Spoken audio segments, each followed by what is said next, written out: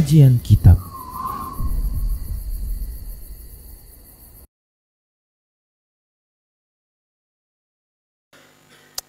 Assalamualaikum warahmatullahi wabarakatuh. Innal hamdalillah nahmaduhu wa nasta'inuhu wa nastaghfiruh wa na'udzu billahi min shururi anfusina wa sayyiati a'malina may yahdihillahu fahuwal muhtad wa may yudlil falan tajida lahu waliyyan mursyida. Asyhadu an la ilaha illallah wahdahu la syarika lah wa asyhadu anna Muhammadan abduhu wa rasuluh alladzi la nabiyya ba'dah. Wa qala Allah subhanahu wa ta'ala ya ayyuhalladzina amanu taqullaha haqqa tuqatih wa la tamutunna illa wa antum muslimun.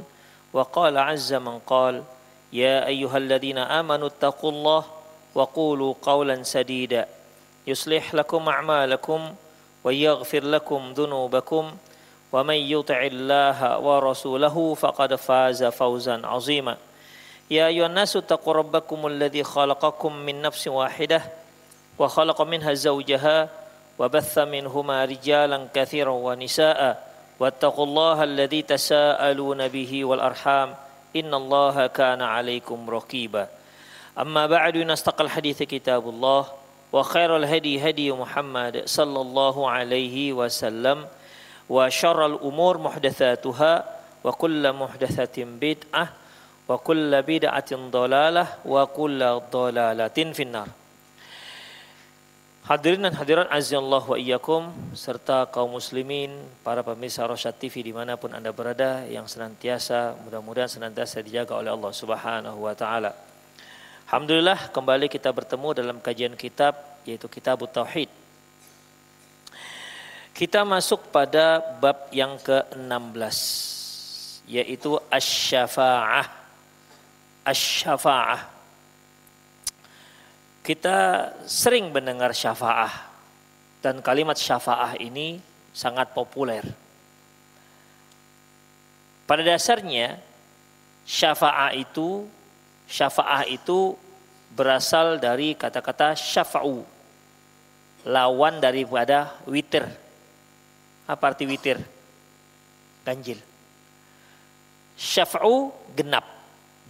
Ya. Dasar asal kata asy-syafa'ah dari kata-kata asy-syafa'u artinya genap. Apa korelasinya antara genap dengan syafa'ah? Korelasinya ikhwah, yaitu dalam syafa'ah itu ada orang yang memberi syafaat dan ada orang yang menerima syafaat. Jadi dia genap. Ya, ada dua, yang memberi dan yang menerima.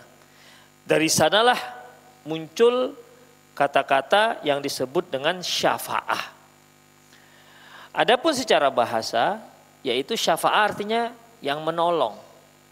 Seorang akan diberi syafaat, artinya akan ditolong, akan dibantu. Yang menolong namanya syafi', orang yang membantu. Contohnya apabila kita mau urusan sebuah instansi pemerintahan misalnya, atau sebuah instansi swasta, atau kita mau buat sesuatu lah yang kita inginkan, hanya memang melalui jalur resmi.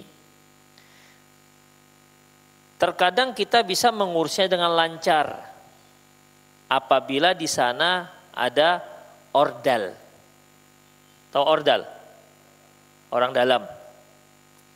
Apabila ada orang dalam, maka urusannya akan lebih cepat ketimbang tidak ada ordalnya, tidak ada orang dalamnya. Maka orang dalam ini yang disebut dengan syafi'. Dia yang menolong kita, menyegerakan urusan kita. Ya. Yang ini terkait dengan dunia. Bisa, kalau ada pun terkait dengan akhirat, pertolongan itu ada syafa'atul uzma. Syafa'atul uzma itu ikhwah, setelah manusia lama di padang mahsyar, mereka bagaimana kondisi mereka yang sangat dahsyat pada padang mahsyar, Di antaranya ada yang jelas yang mendapatkan naungan pada waktu itu hanya orang-orang tertentu saja. Bumi pada waktu itu la tara fiha iwaja wala amta, tidak ada yang lembah, tidak ada yang bukit, semuanya rata. Dalam sebuah hadis, bumi pada waktu warnanya warna perak. Matahari dekat hanya 1 mil. Di antaranya ada manusia yang tenggelam dengan keringatnya, ada yang keringatnya sampai leher, ada yang sampai pinggang, dan seterusnya. Begitulah kondisi yang sangat memilukan, kondisi yang sangat mencekam pada padang mahsyar. Sementara pada waktu itu tidak diketahui mana yang akan masuk surga dan mana yang akan masuk neraka. Belum ada perhitungan. Hingga manusia-manusia mendatangi Nabi Adam, mendatangi Nabi Nuh, mendatangi Nabi Musa, datangi Nabi Isa. Tujuannya apa? Minta kepada mereka agar para nabi ini atau salah seorang daripada nabi ini datang menghadap pada Allah dan menyelesaikan urusan manusia pada waktu itu. Agar jelas mana yang ke surga, surga, dan mana yang ke neraka, neraka. Namun semua para nabi itu menolak. Hingga akhirnya kepada Rasulullah sallallahu alaihi wasallam disampaikan kepada Rasulullah sallallahu alaihi wasallam, lantas Rasulullah katakan, memang akulah yang bisa melakukannya. Lantas beliau menghadap Allah, beliau sujud ya, lama hingga Allah Subhanahu wa taala berfirman, ya Muhammad irfa' ra'sak sal tu'tah washfa' tushaffa. Ya Muhammad, angkat kepalamu, mintalah akan aku kabulkan permintaanmu, dan mintakan syafaat, aku akan izinkan kamu untuk memberi syafaat. Maka Rasulullah pun meminta apa yang diinginkan manusia pada waktu itu. Maka diselesaikanlah perhitungan, mulailah adanya hisab ya. Itu setelah Rasulullah SAW minta kepada Allah Subhanahu wa taala. Nanti ada hisab, melalui hisab kemudian ada mizan, timbangan amal dan seterusnya. Itu semua masih di padang mahsyar. Ini disebut dengan syafaatul uzma yang hanya dimiliki oleh Rasulullah sallallahu alaihi wasallam. Dan syafaat-syafaat yang lainnya seperti yang seharusnya masuk neraka enggak jadi masuk neraka karena syafaat Allah atau syafaat seseorang. Yang tadinya seharusnya enggak masuk surga, akhirnya dimasukkan ke surga. Yang tadinya seharusnya dibenamkan ke dalam neraka sedalam-dalamnya, dapat syafaat, ya dia menjadi menempati posisi yang azab yang paling ringan. Ya walaupun tetap enggak keluar dari neraka seperti Abu Thalib misalnya. Ya, ada yang seharusnya masuk surganya tingkat atas, dinaikkan ke tingkat bawah. Tingkat paling atas, ada tadi surganya tingkat yang paling bawah, dinaikkan ke tingkat atasnya, dan seterusnya. Ya, itu semua merupakan syafaat. Demikian ikhwah yang di hari akhirat nanti. Allahu a'lam apakah nanti akan dibicarakan jenis-jenis syafaat ini atau tidak, Allahu a'lam. Intinya pada bab ini dibicarakan masalah syafaat. Ikhwah rahimanallah wa iyyakum. Ahlu sunnah wal jamaah mereka meminta syafaat kepada Allah Subhanahu wa taala. Orang musyrik juga meminta syafaat. Permasalahannya mereka minta syafaat kepada orang soleh. Ya, mereka minta syafaat kepada orang soleh. Dan mereka yakin orang soleh inilah yang bisa membantu mereka untuk dekat kepada Allah Subhanahu wa taala. Mereka yakin orang soleh inilah yang bisa meminta kepada Allah agar mereka dimasukkan ke dalam surga. Dan orang soleh itu sudah berubah menjadi berupa berhala. Makanya ikhwah rahimanallah wa iyyakum, mereka ini menganalogikan antara Allah dengan raja. Jadi apabila seorang raja memiliki menteri-menteri, jadi setiap urusan kita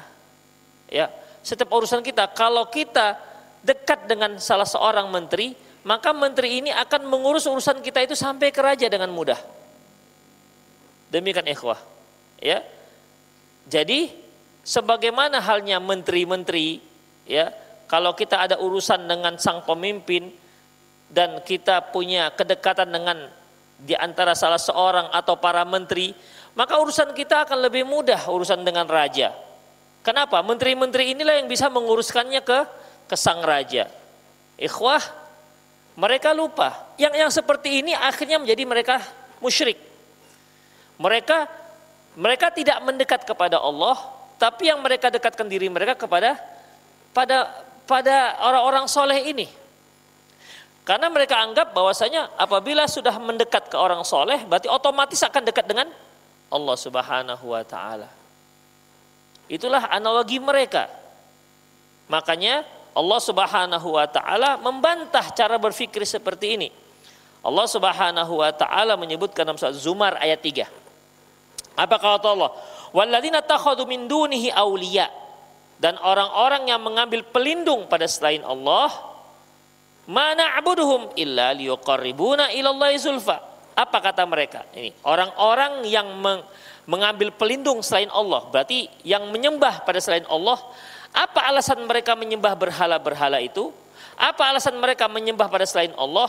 Apa kata mereka? Ma na'buduhum, kami tidak menyembah mereka illa liyuqarribuna ilallahi zulfa. Tujuannya hanya satu, itu agar mereka lah yang akan mendekatkan kami kepada Allah Subhanahu wa Ta'ala. Itu alasan mereka. Ya.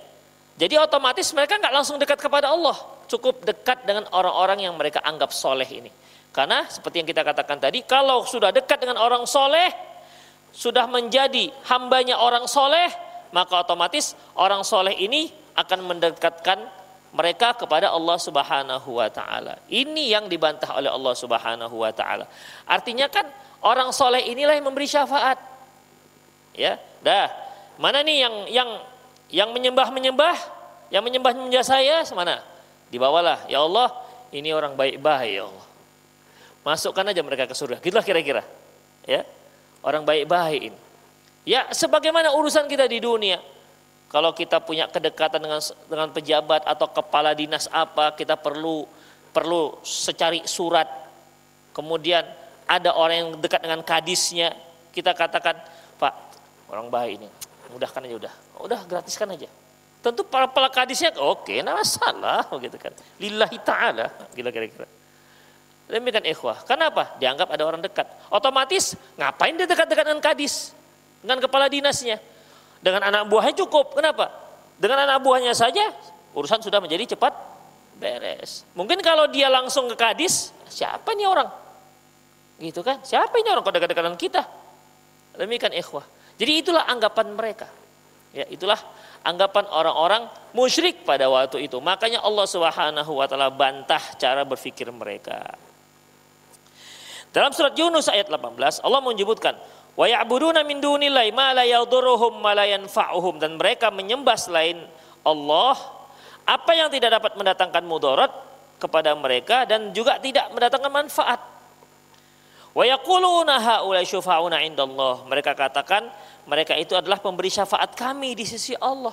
Allah katakan mereka itu yang kalian sembah, berhala-berhala yang kalian sembah, patung-patung yang kalian sembah, atau berhala-berhala bentuk manusia yang kalian sembah, ya, mereka itu tidak bisa memberi mudarat dan tidak bisa memberi manfaat.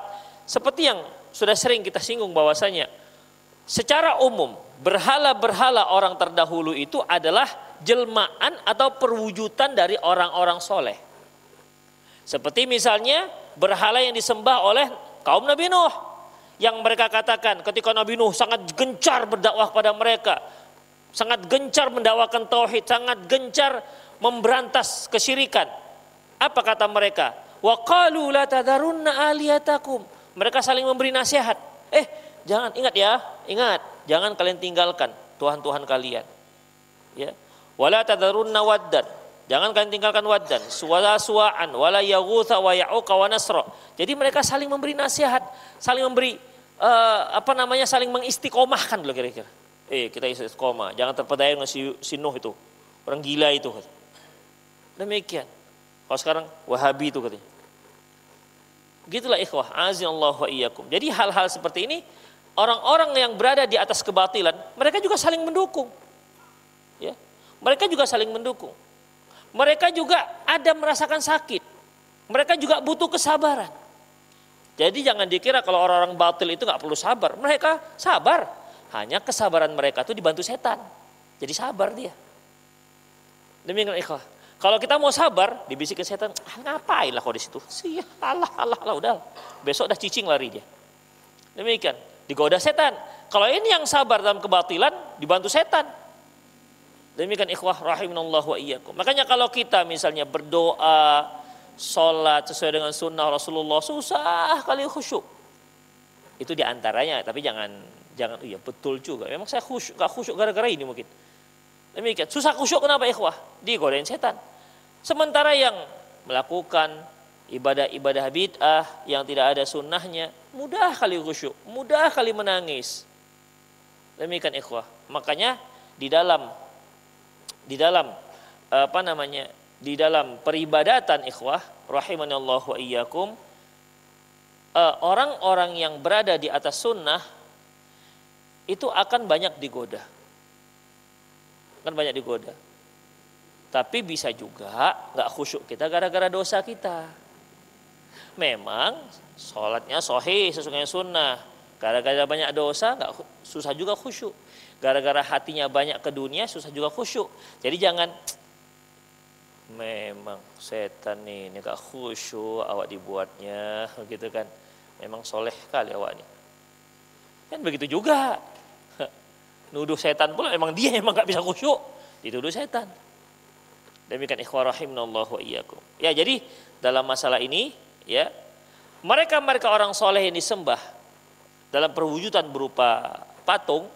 Kalau sekarang orang-orang soleh yang disembah dalam perwujudan berupa kuburan, ya, yang mereka getol sekali pergi ke kuburan, ambil berkah di kuburan, yang nisannya dicium-cium, kemudian dan seterusnya, dan banyak hal ikhwah, ya, diambil keramatnya, diambil batunya, jadikan sebagai benda-benda yang keramat, yang bisa membawa keberkahan, yang membawa keberuntungan dan bisa menolak bala dan seterusnya ikhwah, ya. Kenapa orang-orang soleh mereka menganggap haulai syufa'una indallah? Mereka adalah para syufa'a, orang-orang yang memberi syafaat di sisi Allah Subhanahu wa taala. Di awal ayat Allah katakan, la yadurruhum syai'an, la yadurruhum ma la yanfa'uhum. Ketahuilah apa yang mereka sembah sama sekali tidak memberi manfaat dan sama sekali tidak memberikan mudarat. Apalagi memberi syafaat, sama sekali tidak. Di sini Syekh Muhammad bin Abdul Wahhab mencantumkan dalil pertama, yaitu surah Al-An'am ayat 51. Wa anzir bihil ladzi yakhafuna ayyuhsyaru ila rabbihim. Dan berikanlah ya Muhammad peringatan dengan apa yang telah diwahyukan kepadamu, ya, kepada orang-orang yang takut yang akan dikumpulkan nanti di padang mahsyar. Artinya Allah menyuruh pada Muhammad, pada Rasulullah, Muhammad, apa yang telah diwahyukan kepadamu, peringatkan ini kepada orang-orang yang memang takut dengan hari akhirat, itu maksudnya. Ya, takut dengan hari akhirat. Kenapa ikhwah? Orang semakin tebal keimanannya dengan hari akhirat, itu akan membuat dia semakin takwa kepada Allah Subhanahu wa taala. Contohnya, seorang dia yang bekerja keras, pergi pagi, pulang petang, kaki jadi tangan, tangan jadi kaki, dapatlah dia sejumlah uang. Kalau tidak dikarenakan imannya kepada hari akhirat, dia tidak akan berinfak. Dia tidak akan berzakat. Gimana dia mau? Dia yang sudah capek-capek cari, dikasihkan ke masjid, dikasihkan ke orang miskin. Enak kali orang miskin ini. Dikasihkan ke orang fakir. Apa yang diharapkannya dari yang memberikan ini? Yaitu nanti di hari akhirat. Demikian ikhwah, hari akhirat. Makanya keimanan seseorang terhadap akhirat itu akan menuntun dia pada takwaan kepada Allah Subhanahu wa taala. Makanya ketika ilmu pengetahuan kita ataupun ilmu kita mengetahui bagaimana kondisi hari akhirat, sejak akhirat itu dimulai sejak seorang itu meninggal dunia, pindah ke alam barzakh, bagaimana kondisi seorang di alam barzakh, bagaimana orang-orang yang durhaka kepada Allah di alam barzakh, bagaimana posisinya ketika dia dibangkitkan dari kuburannya di hari kiamat pada sangkakala yang kedua. kemudian bagaimana di padang mahsyar, bagaimana dan seterusnya. Itu semua kan kondisi kita di hari akhirat nanti. Itu semua tergantung di saat kita hidup sekarang. Demikian, Anda mau enak di hari akhirat, ya sekarang. Sekarang waktunya, bukan nanti. Ya. Kalau nanti hanya tinggal penyesalan. Demikian ikhwah. Makanya ketika orang-orang sudah melihat bagaimana azab yang menanti dia, apa katanya? Ya laitana nuraddu wa la nukadzibu bi ayati rabbina wa nakuna minas salihin. Wahai seandainya kami itu dikembalikan, seandainya kami kembalikan ke dunia, pasti kami tidak akan mendustai ayat-ayat Allah dan kami pasti akan menjadi orang yang soleh. Nah itu percuma kan? Karena sudah melihat bagaimana azab yang sangat dahsyat. Kita sekarang inilah yang masih hidup. Kalau ingin bagus nasib kita di hari akhirat ya sekarang ini, bukan nanti. Makanya itu keimanan ikhwah. Ya. Keimanan.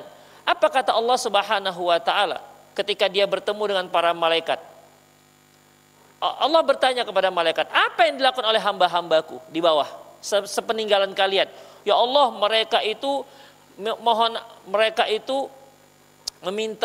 mohon ampun kepadamu dan memohon surga. Allah bertanya, ini bukan berarti Allah nggak tahu ya. Ya. Kemudian mereka minta surga. Apakah mereka pernah lihat surga? Kata malaikat, nggak pernah ya Allah. Sedangkan mereka nggak melihat surga, mereka minta surga. Bagaimana kalau seandainya mereka melihat surga? Mereka minta perlindungan dari apa? Ya Allah, mereka minta perlindungan dari neraka. Kata Allah kepada malaikat, apakah mereka pernah melihat neraka? Kata malaikat, enggak. Sedang mereka enggak pernah melihat neraka saja, mereka minta perlindungan kepadaku dari azab neraka. Bagaimana kalau seandainya mereka lihat langsung bagaimana azab neraka dahsyatnya? Aku akan berikan apa yang mereka minta dan aku akan berikan perlindungan apa yang mereka minta. Itu ikhwah. Itulah keimanan tadi. Ya. Itulah keimanan tadi. Memang ini masih berita-berita. Ya. Masih berita-berita sampai kepada kita. Dan berita kan berita bukan berita hoax. Tapi berita-berita yang bisa dibenarkan. Ya. Berita yang bisa dibenarkan. Bukan bisa, memang wajib untuk dibenarkan dari Al-Quran dan Sunnah Rasulullah SAW yang sahih. Itu semua untuk persiapan kita nanti di hari akhirat. Demikian ikhwah, rahimanallahu wa iyyakum. Makanya Allah menyebutkan, Muhammad peringatkan kepada orang-orang yang takut dengan hari akhirat. Kenapa? Karena kalau yang nggak takut dengan hari akhirat, percuma ini peringatan ini. Ya, percuma aja. Demikian ikhwah. Kita ngaji seperti ini. Kita sholat ke masjid. Sholat 5 waktu. Dia berjamaah. Memang yang kita minta apa sebenarnya? Kan semuanya kita minta gimana? Supaya kondisi kita di hari akhirat itu bagus. Kan itu kita inginkan. Apakah kalau kita sholat 5 waktu. Kemarin saya sholatnya cuma 3. Sekarang saya tambah jadi 4. Bertambah rezeki saya. Sekarang sudah lengkap sholat saya, bertambah rezeki saya. Kemudian saya tambah rawatib-rawatibnya, tambah rezeki saya. Dulu saya jadi makmum, saya jadi imam, tambah kaya. Kalau begitu ikhwah, kalau begitulah orang semakin taat, semakin kaya. Bukan RI 1 diperebutkan partai, tapi RI 1 depan ini. Jadi imam masjid. Kenapa? Semakin banyak jamaahnya, semakin berebut. Kenapa? Semakin banyak pahalanya. Kenapa? Semakin kaya dia. Demikian ikhwah. Ya. Jadi yang diharapkan hanya satu, ya bagaimana di hari akhirat. Wa anzir bihi alladzi khafuna ayyuhsyaru ila rabbihim. Peringatkan kepada orang-orang yang takut pada hari akhirat. Laisa lahum min dunihi waliyyun. Bahwasanya tidak ada pelindung selain Allah, tidak ada. Wala syafi' dan juga tidak ada orang yang bisa memberi syafaat la'allahum yattaqun agar dia bertakwa kepada Allah. Artinya ikhwah rahimanallahu wa iyyakum. Ayat ini menunjukkan bahwasanya untuk menyelamatkan seorang di hari akhirat, bukan syafaat, tapi tergantung dengan takwa. Dia punya ketakwaan, maka Allah Subhanahu wa taala akan berikan izin kepada orang-orang yang memberi syafaat. Jadi ketika kita selalu minta, yang sering kita dengar, minta syafaat kepada Rasulullah Sallallahu Alaihi Wasallam. Kalau seperti itu, kalaupun memang seperti itu, ikhwah, maka jalurnya hidupkan sunnah Rasulullah Sallallahu Alaihi Wasallam. Bukan dengan melakukan kebidaan-kebidaan, kemudian kita minta syafaat. Demikian ikhwah, ya. Jadi pada dasarnya siapa yang berhak mendapatkan syafaat? Yaitu orang yang bertakwa ini, la'allahum yattaqun, agar mereka bertakwa. Kemudian ikhwah rahimanallahu wa iyyakum. Ayat yang kedua. Qul lillahi syafa'atu jami'a. Az-Zumar ayat 44. Katakan ya Muhammad, hanya milik Allah lah syafaat, semua syafaat. Hanya milik Allah lah semua syafaat. Loh, padahal nanti ada yang beri syafaat, Rasulullah beri syafaat. Orang mukmin beri syafaat. Orang-orang yang mati syahid syafaat. Malaikat juga beri syafaat. Kok di sini malah dikatakan hanya milik Allah syafaat semuanya? Ikhwah, ingat, orang-orang mukmin, Rasulullah, para malaikat dan lain-lainnya, makhluk Allah, mereka tidak akan bisa memberi syafaat kecuali setelah mendapat izin dari Allah. Makanya pada dasarnya syafaat itu punya Allah. Qul lillahi syafa'atu jami'a. Katakan ya Muhammad, semua syafaat itu milik Allah. Bukan milik ente juga ya Muhammad, bukan. Ya, bukan milik orang-orang soleh juga. Apalagi berhala-berhala. Demikian ikhwah. Ini Allah Subhanahu wa taala menampik semua kepemilikan syafaat kecuali hanya Allah Subhanahu wa taala. Kemudian Allah juga menyebutkan dalam surah Al-Baqarah ayat 255. Man dzalladzi yashfa'u indahu illa bi'idznih. Tiada seorang pun yang bisa memberi syafaat kecuali setelah mendapat izin dari Allah Subhanahu wa taala. Allah juga berfirman dalam surah An-Najm ayat 26. Wa kam mim malakin fis samawati. Berapa banyak para malaikat-malaikat yang ada di langit. La tughni syafa'atum syai'an. Mereka sedikit pun tidak ada pengaruh, tidak ada manfaat syafaat mereka. Tidak ada manfaatnya sedikit pun syafaat mereka. Illa min ba'di ayya'dhan Allah, kecuali setelah mendapat izin dari Allah, lima yasha, bagi siapa yang Allah kehendaki, wa yarda, dan yang Allah ridhoi. Makanya ikhwah azallahu wa iyyakum, kalau kita simpulkan bahwasanya pertama ikhwah, yaitu syafaat itu hanya milik Allah. Ingat, syafaat hanya milik Allah, bukan milik siapapun. Yang lainnya itu diberi syafaat, diberi wewenang untuk syafaat setelah dapat izin. Seperti Rasulullah SAW, ketika dia diminta oleh seluruh umat supaya minta kepada Allah, kan dia sujud tadi tuh. Seperti yang setelah kita bicarakan tadi, dia sujud, baru minta kepada Allah. Baru setelah itu Allah izinkan. Allah katakan, Muhammad irfa' rasak, sal tu'tah, washfa'tu syafa'. Muhammad, mintalah, angkat kepalamu, mintalah akan diberikan, dan mohonkan syafaat, kamu akan diberi izin untuk memberi syafaat. Baru dia beri syafaat. Kalau enggak bisa. Kalau Allah biarkan saja Rasulullah sujud, enggak akan bisa beri syafaat kecuali setelah mendapat izin dari Allah Subhanahu wa taala. Jadi yang pertama ikhwah, bahwasanya semua syafaat hanya milik Allah. Yang kedua, bahwasanya kalau sudah semua syafaat milik Allah, berarti yang kedua, tidak ada satupun makhluk yang berhak memberikan syafaat. Ini konsep dasar. Syafaat hanya milik Allah, dengan berarti yang kedua, tidak ada satupun makhluk ya yang memiliki syafaat. Kemudian yang ketiga, bahwasanya syafaat tidak diberikan kepada orang musyrik.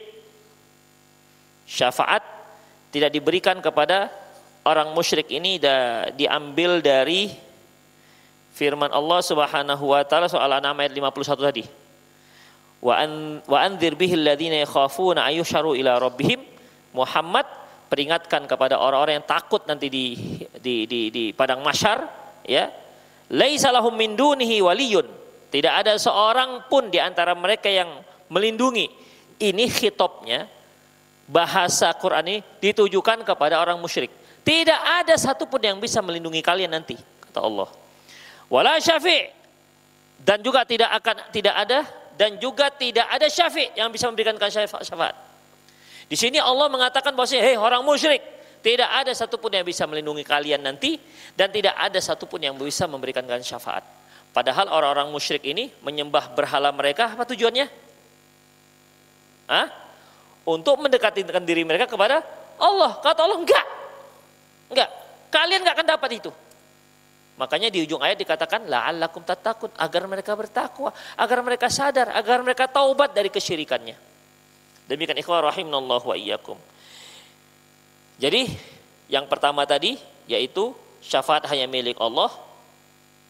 Bahwasanya yang kedua, tidak ada seorang pun yang punya syafaat makhluk Allah. Yang ketiga, orang musyrik tak akan mendapatkan syafaat. Orang musyrik tidak akan mendapatkan syafaat. Orang kafir juga tidak akan mendapatkan syafaat. Jadi percuma kalau dia minta syafaat kepada Allah, percuma.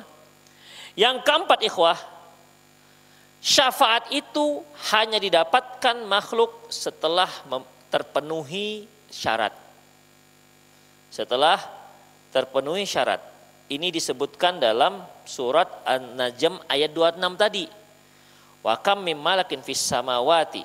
Berapa banyak malaikat-malaikat yang ada di langit, la tughni syafa'atuhum syai'an.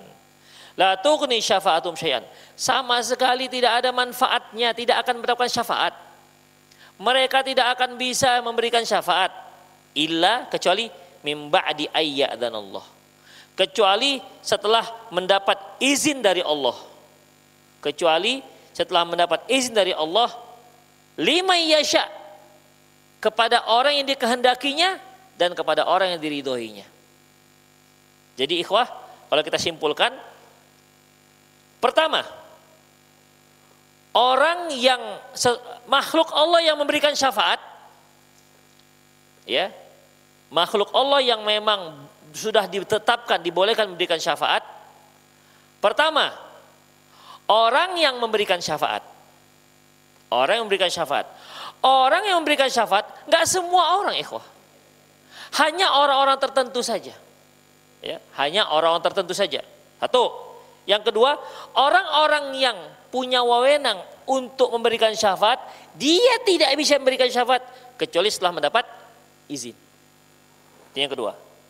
Yang ketiga, syafaat ini juga enggak sembarangan diberikan. Hanya diberikan kepada orang yang diridhoi oleh Allah. Jadi ujung-ujungnya semua kembali kepada Allah. Pertama, yang dipilih, yang memilih orang memberikan syafaat siapa? Allah. Yang memberi izin? Allah. Kepada siapa diberi syafaat? Orang yang diridhoi? Allah. Ya sudah, semua kembali kepada Allah.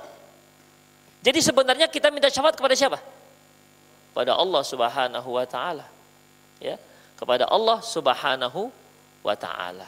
Demikian ikhwah rahimanallah, bukan kepada Rasulullah. Rasulullah itu yang memberi syafaat, yang diberi izin oleh Allah untuk beri syafaat. Kalau belum diberi izin, Rasulullah belum bisa memberikan syafaat. Demikian ikhwah rahimanallah wa iyyakum. Ya, makanya amalan-amalan agar kita mendapat syafaat Rasulullah gimana? Di antaranya, banyak berselawat.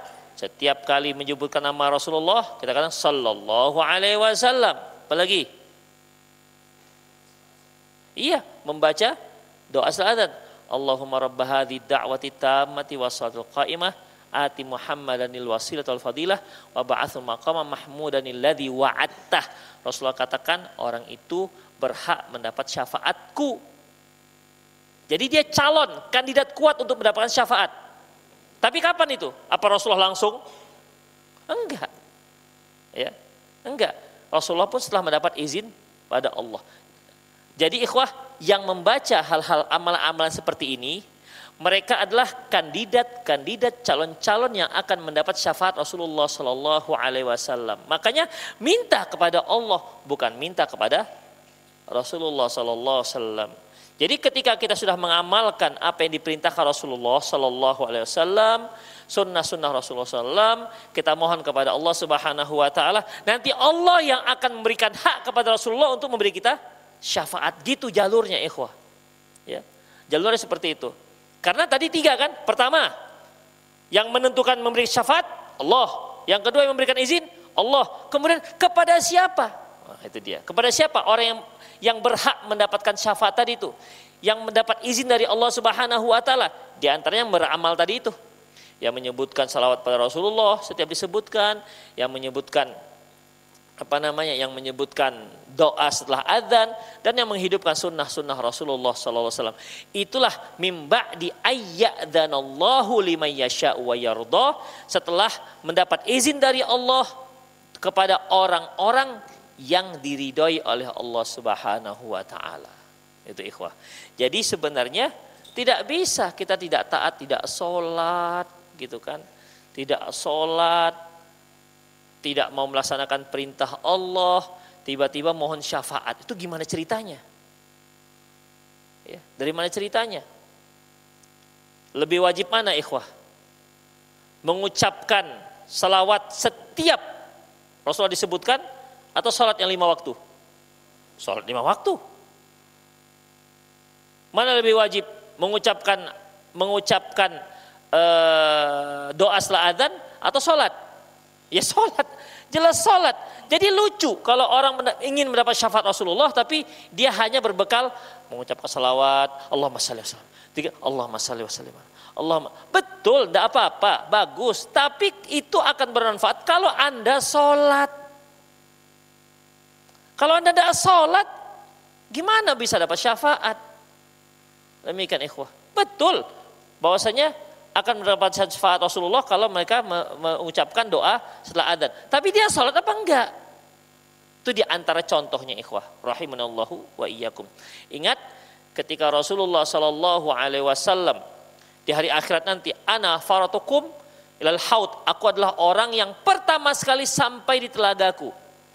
Telaga Rasulullah itu ikhwah, man syariba minhu lam yadhma ba'du abada. Barang siapa yang minum telagaku, maka dia tidak akan pernah haus selamanya. Ini cerita di padang mahsyar masih. Ceritanya ini di padang mahsyar yang waktu itu matahari 1 mil. Ada 2 makna mil. Ya, 1 mil.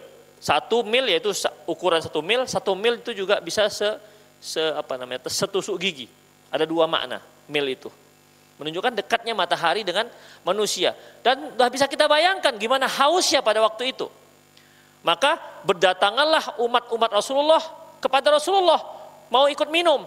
Mau minum telaga Rasulullah. Karena memang Rasulullah katakan, halumma, ayo kemari. Rasulullah Masya Allah, dia lihat umatnya, ayo kemari, minum. Begitu ikhwah. Sampai para sahabat mengatakan, ya Rasulullah, dari mana Anda tahu? Dari mana Anda tahu kalau itu umatmu? Kan banyak tuh umat-umat yang lain. Ada umat Nabi Musa, ada umat Nabi Isa, Ibrahim dan lain-lainnya. Apa kata beliau? Inna ummati ya'tunya yaumal qiyamati ghurran muhajjalin. Sesungguhnya umatku nanti di hari kiamat akan datang dengan ghurran muhajjalin min atharil wudu. Ghurran muhajjalin dikarenakan bekas wudu, artinya tempat-tempat wudu itu nanti akan bercahaya. Ya, tempat-tempat wudu akan bercahaya. Disitulah Rasulullah mengetahui mana umatnya, mana enggak. Makanya orang yang enggak wudu tidak akan ada keluar cahaya. Oh kalau gitu wudu aja lah, kita nggak usah sholat. Gitu. Kan bekas wudu, ya sudah nggak usah sholat, wudu aja udah, sering-sering wudu. Demikian. Wudu itu merupakan konsekuensi daripada sholat. Demikian. Makanya banyak di antara para ulama mengatakan yang nggak sholat kafir. Itu dia, bukan pakai V lagi, bukan kafir pakai P udah. Di antaranya itu ikhwah, karena nggak dianggap lagi oleh Rasulullah, ya, nggak dianggap lagi oleh Rasulullah. Maka yang bercahaya-cahaya ini wajahnya di hari kiamat dipanggil halumma, dipanggil Rasulullah, halumma ilayya, mari. Ketika di tengah jalan mereka mau datang pada Rasulullah mau minum, diusir, sana diusir. Ternyata ada orang-orang diusir. Padahal dia adalah ciri-ciri umat Rasulullah. Rasulullah tanya, ini kenapa kok diusir? Apa kata dikatakan kepada beliau bahwasanya kamu nggak tahu apa tingkah mereka setelah engkau wafat. Ternyata mereka sudah merubah-rubah agama Rasulullah, sudah banyak buat bid'ah-bid'ah. Setelah itu apa kata Rasulullah? Suhqan liman baddala. Menjauhlah yang telah mengubah-rubah agamaku. Diusir. Ya, akhirnya diusir. Demikian ikhwah rahimanallah wa iyyakum. Jadi dalam masalah ini la'allakum tattaqun. Allah menyebutkan di sini, peringatkan mereka tentang hari akhirat. Ya, peringatkan. Nanti tidak ada pelindungan bagi mereka. Yang kalian sembah di dunia, apakah bentuknya, apakah dia bentuk kuburan, apakah dia bentuk berhala, apakah bentuk manusia, apapun, apakah bentuk matahari, gak akan ada melindungi kalian dan tidak akan bisa menolong kalian. La'allahum yattaqun. Semoga mereka bisa bertakwa, mereka sadar, mereka taubat kepada Allah Subhanahu wa taala. Demikian ikhwah rahimani Allah wa iyyakum. Jadi itulah penetapan syafaat kepada umat Rasulullah sallallahu alaihi wasallam.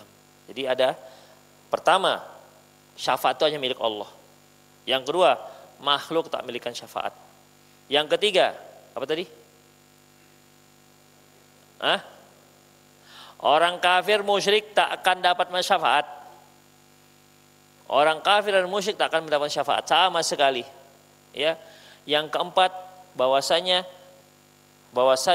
ada orang-orang yang mendapatkan syafaat, tapi setelah melalui 3. Pertama apa? Orang yang memberikan syafaat, Allah yang menentukan. Kemudian Allah memberikan izin untuk memberi syafaat. Ketiga, orang yang diberi syafaat juga ditentukan oleh Allah, yang diridhai oleh Allah Subhanahu wa taala. Namun begitu pun ada di antara kaum muslimin ya yang mengingkari adanya syafaat. Tidak ada syafaat katanya. Sudah jelas-jelas ayat menyebutkan tidak ada syafaat, ada syafaat, namun mereka jelas-jelas mengingkari tidak ada syafaat, dan juga mereka menyebutkan dalil-dalil tentang tidak ada syafaat. Kalau di sini kan kita sebutkan ada setelah dapat izin segala macam, berarti kan memang ada syafaat. Mereka katakan dengan dalil-dalil juga bahwasanya tidak ada syafaat. Apa dalil yang mereka pakai ini sehingga mereka katakan tidak ada syafaat, sehingga mereka katakan hasil daripada konsekuensi daripada pemikiran mereka ini yaitu semua yang telah melakukan dosa besar kafir, masuk neraka kekal selamanya. Itu akhir daripada sebuah konsekuensi ini yang menyatakan tidak ada syafaat sama sekali. Akhirnya ya dengan ini mereka simpulkan setiap dosa besar maka di neraka nanti di akhirat mereka akan masuk neraka selamanya. Semua pelaku dosa besar akan masuk neraka selamanya. Ini kelompok bagaimana ini dan bagaimana cara membantahnya? Karena mereka juga punya dalil. Insyaallah akan kita bicarakan di kajian yang akan datang. Nantikan episode berikutnya. Aku qouli hadza wa astaghfirullah li wa lakum. Wasal muslimin innahul ghafurur rahim. Insyaallah. Lupa saya bawa HP tanya jawab. Silakan, ada yang mau nanya?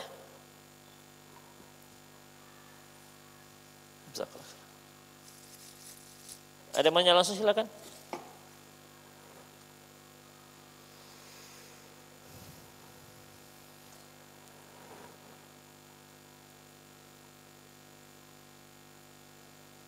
Ya.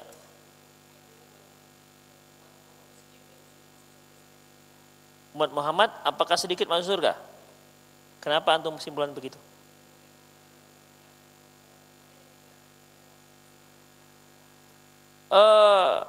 Umat Muhammad banyak yang gak masuk surga, juga banyak yang masuk surga. Rasulullah Sallallahu Alaihi Wasallam mengatakan, sesungguhnya aku berharap penghuni surga itu sepertiga dari kalian. Sahabat senang kan? Kemudian bukan sepertiga, setengahnya dari kalian. Kemudian para sahabat senang ikhwah. Enggak, bahkan 2/3. Jadi 2/3 penduduk surga itu dari dari umat Muhammad sallallahu alaihi wasallam. Ya. 2/3. Antara setengah atau 2/3 itu. Maksudnya umat Rasulullah SAW.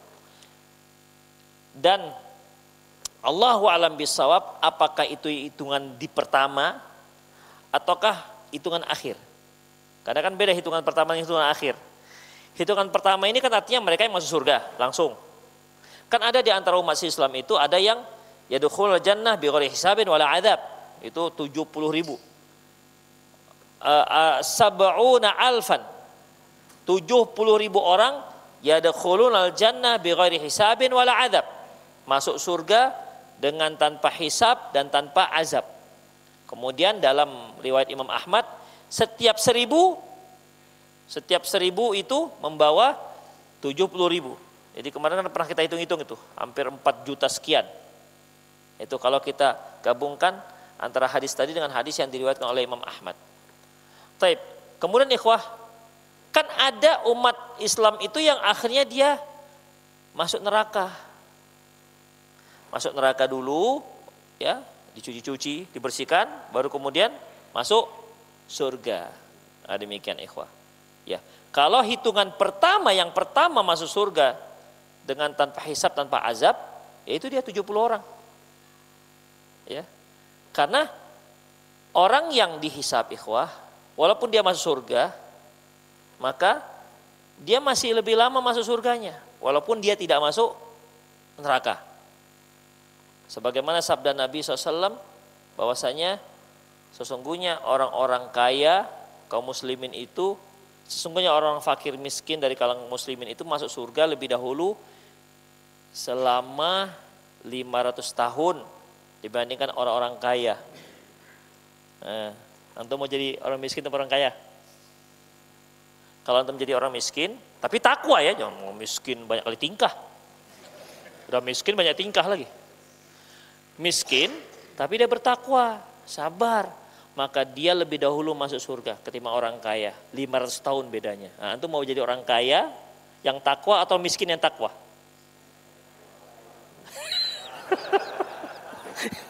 Tetap juga kaya. Hah? Lama pasti ya. Ini jelas kayanya dia. Insya Allah emang antum. Emang soleh kali. Tetap pilihannya kaya. Yang penting kan masuk surga Pak ya. Lama nggak apa-apa kan gitu. Padahal kalau sudah dihisap oleh Allah itu gemetar lah ikhwah. Iya, kalau sudah dihisap oleh Allah ditanya, di interview. Kan antum pernah mungkin pernah dengar ketika seorang mukmin dihisap oleh Allah. Kan ada 2 jenis tuh, hisap yang mudah dan hisap yang susah. Kalau hisap yang susah, Allah interogasi dia di hadapan semua orang. Kamu begini ya, kamu begini ya, kamu begini ya. Itu didengar oleh semua orang. Ada yang hisap yasir, hisap yang mudah. Gimana? Tutup. Jadi interogasinya nggak didengar semua orang, hanya antara Allah dan dia. Allah gitu juga interogasi, kamu buat dosa gini kan, kamu dosa gini kan, kamu dosa gini kan. Sampai si mukmin ini, walaupun dia dalam keadaan seperti itu interogasinya antara dia dan Allah, sampai tak ada harapan lagi, habislah, mampuslah kita. Gitu kira-kira bahasa kita. Mampuslah kita nih, masuk neraka lah ini. Habislah kita ini, gitulah. Ya. Hingga Allah Subhanahu wa taala keluarkan bitokoh. Nah, itu dia. Ya. Bitokoh, kalimat la ilaha illallah. Kata si mukmin ini, karena sudah enggak ada harapan lagi. Ya Allah, apalah beratnya bitokoh. Bitokoh ini berupa kartu la ilaha illallah dengan sekian banyak dosa-dosaku. Kata Allah, ada. Ternyata setelah ditaruhkan di tahun timbangan yang satu lagi amalannya ditaruh timbangan yang berikutnya lebih berat. Ya. Kemudian akhirnya Allah ampuni dosa dia. Allah ampuni dosa dia dan Allah beri buku catatan amal dari sebelah kanan. Jadi taunya orang-orang dia orang soleh. Padahal sudah sempat pucat duluan. Taunya dia orang soleh. Orang taunya soleh. Kenapa? Sudah dapat berikan buku dari sebelah kanan. Itu dia. Prosesnya mereka nggak tahu. Makanya ketika dia dapat dari sebelah kanan, apa katanya? Ha umuqra'u kitabillah. Ha umuqra'u kitabiah. Kalian baca nih ha. Gitu lah gitu. Gitu ya, iya. Gimana ini? Ini ijazah terakhir ini. S2, S3 nggak laku di sini. Ijazah terakhir ini dapat ini bagus, sudah lempang lah ceritanya. Siapa nggak bangga? Ha umuqra'u kitabiah. Baca bukuku ini, buku amalanku. Tapi kan ikhwah, bangga lah. Kalau jadi mau bangga tuh nanti, jangan sekarang. Sekarang kan belum tentu lulus masalahnya. Demikian ikhwah, rahimanallahu. Yang mendapat buku catatan kanan, kiri, ya laitalana lam uta kitabiyah. Wahai, kenapalah aku diberi kitab ini? Kenapa? Karena dia diberi di sebelah kiri. Dia diberi kitabnya dari sebelah kiri. Yang artinya isinya itu dosa semua. Isinya dosa-dosa. Demikian ikhwah. Itulah dia. Makanya ya, kalau hitungan awal yang disebutkan Rasulullah tadi itu bisa jadi hitungan akhir. Setelah semua yang berdosa-dosa itu setelah diazab tapi dimasukkan ke dalam neraka jahanam, ke dalam surga, hingga mereka disebutkan dengan al-jahannamiyun, mantan penduduk neraka jahanam. Tetap beda ikhwah, tetap beda dia. Ya, ini mantan jahanam nih. Gitu. Ada yang nggak masuk, tetap ada, tetap beda. Tapi nggak ada masalah, nggak dibully di sana. Di sana nggak dibully. Demikian, nggak di sekarang inilah kan anak SD yang bully, gitu ikhwah. Nanti ada politiknya, politik cawe-cawe gitu kira-kira. Demikian ikhwah rahimanallah. Ada yang bertanya silakan. Ada lagi? Ya. Siapa? Bertanya.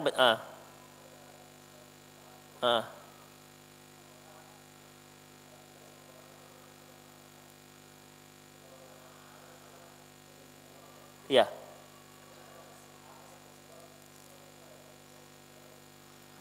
Apa sebab-sebab seorang itu nggak diizinkan Allah? Dikatakan nggak soleh dia. Jadi orang-orang soleh ini kan kita juga ini ikhwah, punya standarisasi orang soleh itu bagaimana? Kadang-kadang atau bukan tidak sedikit orang yang kita anggap soleh, bagus sekali akhlaknya, masya Allah, penyembah kuburan dia. Setiap tahun dia ke kuburan, minta berkah kuburan, minta panglaris di kuburan. Apakah ini orang soleh? Tidak orang soleh. Jadi untuk berteman dengan orang soleh itu pun kita mohon taufik pada Allah Subhanahu wa Ta'ala. Kadang-kadang kita anggap orang soleh, nggak solehnya. Demikian ikhwah. Kita kan berharap jadi orang soleh, maka bertemanlah kita dengan orang soleh. Kan banyak juga orang salah pergaulan. Dikira orang soleh, ternyata ahlu bid'ah, ya kan? Nggak soleh lah jadinya. Yang dikatakan soleh itu ikhwah, azallahu ayyakum, sebagaimana firman Allah Subhanahu wa Ta'ala, faman kana yarju liqa'a rabbih falyamal amalan shaliha. Barang siapa yang berharap bertemu dengan Allah, maksud dalam keadaan Allah itu ridho, falyamal amalan shaliha, hendaklah dia beramal soleh. Amal soleh itu amalan yang ada dasarnya dari Quran dan Sunnah Rasulullah Sallallahu Alaihi Wasallam. Itu ikhwah. Jadi inilah sebenarnya orang soleh. Tapi begitu pun nggak semua juga kan. Kita orang ini soleh, tapi nggak pernah ditraktir aku, pelit kali. Cari yang sering traktir lah gitu juga, gitu kan. Orang ini soleh, tapi payah kali orangnya gitu. Kan begitu juga. Kadang-kadang kan kita udah tahu itu soleh, tapi main perasaan. Ya, perasaan kita saya nggak bisa berteman dengan dia. Kenapa? Pelit. Nah, jadi kita tuh yang soleh-soleh itu kalau dikasih-kasih baru soleh, ini soleh kali. Kenapa? Kalau ngaji asik dibonceng aja dia. Asik diboncengnya saya. Terus pulang ngaji, makan yang penyet kami. Kadang-kadang mie Aceh di Simpang Lowo. Begitu. Sebulan dia digitukan. Bulan kedua enggak lagi. Enggak soleh. Ternyata enggak dibonceng lagi. Demikian ikhwah. Makanya mencari teman orang soleh ini juga taufik dari Allah Subhanahu wa Ta'ala. Bukankah ada orang-orang soleh mereka saling gak dekat? Ya, ada gak? Bukan ada, banyak. Kok ada? Banyak. Seharusnya kan orang soleh ini saling dekat kan? Tapi ada orang soleh gak dekat? Ada. Demikian. Terus yang soleh yang mana sekarang ini? Si A dengan si B ini sama-sama soleh nih. Seharusnya mereka dekat. Tapi mereka gak dekat. Jadi yang mana yang soleh ini? Itulah dia. Jadi ikhwah, ya kita mohon kepada Allah, mohon kita taufik dan hidayahnya, semoga mendapatkan teman-teman orang yang soleh. Kalau dia benar-benar soleh, pasti akan Allah beri dia izin untuk memberi syafaat juga kepada orang yang diridhoi oleh Allah Subhanahu wa taala. Kalau dia betul-betul soleh, pasti mendapat ridho. Ya, dan dia akan diberi izin untuk memberikan syafaat kepada orang yang diridhoi Allah Subhanahu wa taala. Satu lagi, silakan ini. Ya.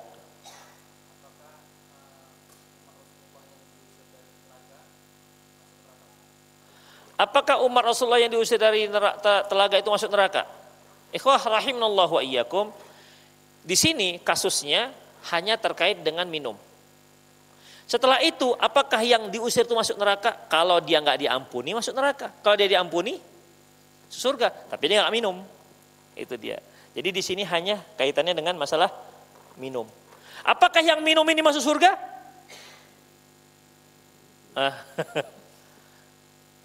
Yang dikasih minum ini masuk surga? Insya Allah dia akan masuk surga. Yang ini yang dapat minum ini. Demikian. Adalah karena pertanyaannya semakin sulit, jadi kita selesai dulu.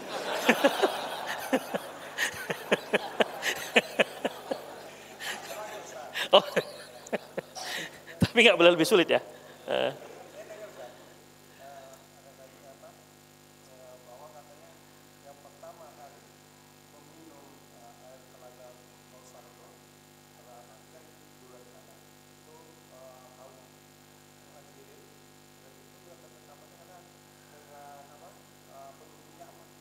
Dengan penduduk Yaman. Oh, Bapak ini bertanya apakah yang minum telaga Rasulullah pertama kali itu adalah sahabat Rasulullah dan penduduk Yaman. Ada penduduk Yaman pula ya? Itu hadis riwayat Yaman mungkin. Ya, Allahu a'lam, nggak tahu. Allahu a'lam. Ya saya nggak baca juga tentang yang pertama sekali. Tapi kalau dikatakan sahabat Rasulullah, ada kemungkinan besar kalau sahabat Rasulullah. Ya, sahabat Rasulullah apa ada mereka buat bid'ah? Ya, merekalah orang yang berhak pertama kali minum karena mereka sudah dipastikan tidak akan buat bid'ah. Yang kemungkinan buat bid'ah ini kan setelah zaman beliau, zaman para sahabat. Demikian. Yang paling memungkinkan itu 300 tahun kemudian. Karena beliau mengatakan khairun nasi qarni, sebaik-baik manusia adalah yang hidup di zamanku, yaitu sahabat. Summal ladzina yalunahum, kemudian orang yang setelah mereka berarti zaman tabi'in. Summal ladzina yalunahum, kemudian setelah mereka yaitu tabi'in. Demikian ikhwah. Kalau zaman sahabat semuanya orang soleh, nggak ada yang nggak soleh. Itu yang berzina segala macam gimana? Ada nggak di zaman sahabat yang berzina? Ada Ma'iz. Ya. Ma'iz dia datang kepada Rasulullah SAW. Ya Rasulullah, tahhirni. Maksudnya, sucikan aku dengan cara dirazam. Rasulullah katakan, abika junun, kamu gila ya Rasulullah. Datang-datang minta dirajam. Dikira rajam enak gitu kan. Kata Ma'iz, enggak ya Rasulullah. Kemudian ada seorang sahabat suruh Rasulullah, coba kamu cium mulutnya. Jangan-jangan dia sedang minum khamr. Jangan mabuk dia, kan bisa aja. Datang mabuk, Rasulullah rajam aku. Mabuk dia rupanya. Makanya pengakuan orang yang mabuk itu nggak bisa diambil saksinya. Setelah dicium mulutnya tidak ada. Lantas Rasulullah SAW mengikat Ma'iz, ya kemudian dirajam. Begitu dirajam, ya rupanya Ma'iz radhiyallahu anhu tidak tahan dengan sakitnya dirajam, lari dia. Dia lari. Seorang sahabat melihat dia lari, diambilnya dapat tulang unta, dilemparnya. Matilah dia, meninggal, tewas dengan lemparan tulang unta tersebut. Kemudian cerita ini dikisahkan kepada Rasulullah tentang si Ma'iz. Mungkin Rasulullah juga bertanya tentang Ma'iz radhiyallahu anhu bagaimana. Diceritakanlah sempat lari, kemudian kami lempar dengan tulang unta, akhirnya dia meninggal. Kata Rasulullah, kenapa nggak kalian biarkan saja dia lari? Kenapa nggak kalian biarkan saja dia lari? Kan begini ikhwah, dia dihukum karena pengakuan dia kan.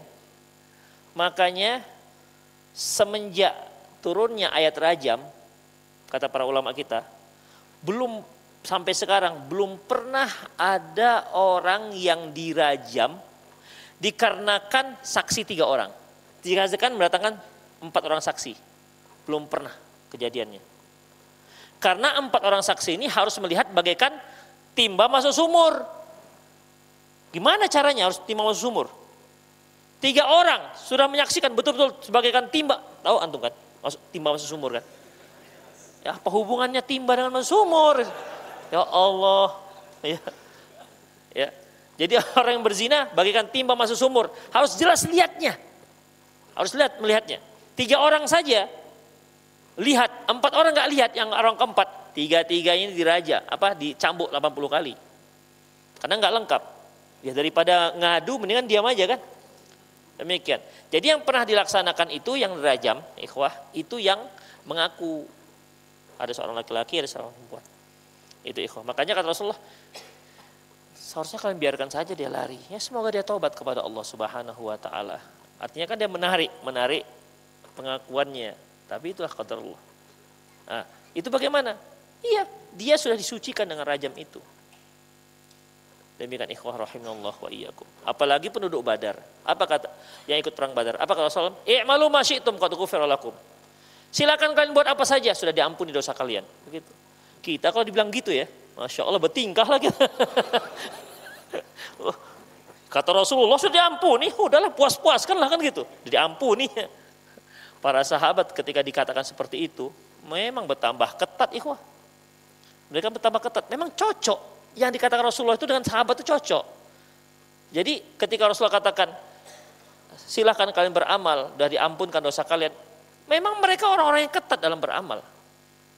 Begitu. Ya nggak seperti kita nggak cocok memang dikasihkan beramal, silahkan kalian buat apa saja kalian akan diampuni. Nggak cocok dengan mental kita. Ya ikhwah. Dapat ya? Demikian ikhwah azza-Allah wa iyyakum. Apa tadi pertanyaannya? Oh yang pertama sekali. Kalau sahabat mungkin insya Allah kita pastikan dia akan minum telaga. Yang pertama ada kemungkinan karena mereka para pejuang-pejuang. As-sabiquna al-awwaluna minal muhajirin wal ansar walladzina taba'um bi ihsan radhiyallahu anhum wa radu'an wa adalahum jannatin tajri tahtal anhar. Orang-orang terdahulu dari kalangan para sahabat muhajirin dan ansar dan orang-orang yang mengikuti mereka, Allah ridho kepada mereka dan mereka ridho kepada Allah. Dan Allah siapkan untuk dia surga yang di bawahnya sungai-sungai. Demikian itu sudah dapat rekomendasi khusus. Tapi kalau yang Yaman, Allahu a'lam bishawab. Ya, yang Yaman, Allahu a'lam bishawab. Demikian ikhwah. Aku qouli hadza wa astaghfirullah li wa lakum wal muslimin innahu wal ghafurur rahim. Subhanakallahumma bihamdik asyhadu an la ilaha illa anta astaghfiruka wa atubu ilaih. Wa akhiru da'wana alhamdulillahirabbil alamin. Assalamualaikum warahmatullahi wabarakatuh.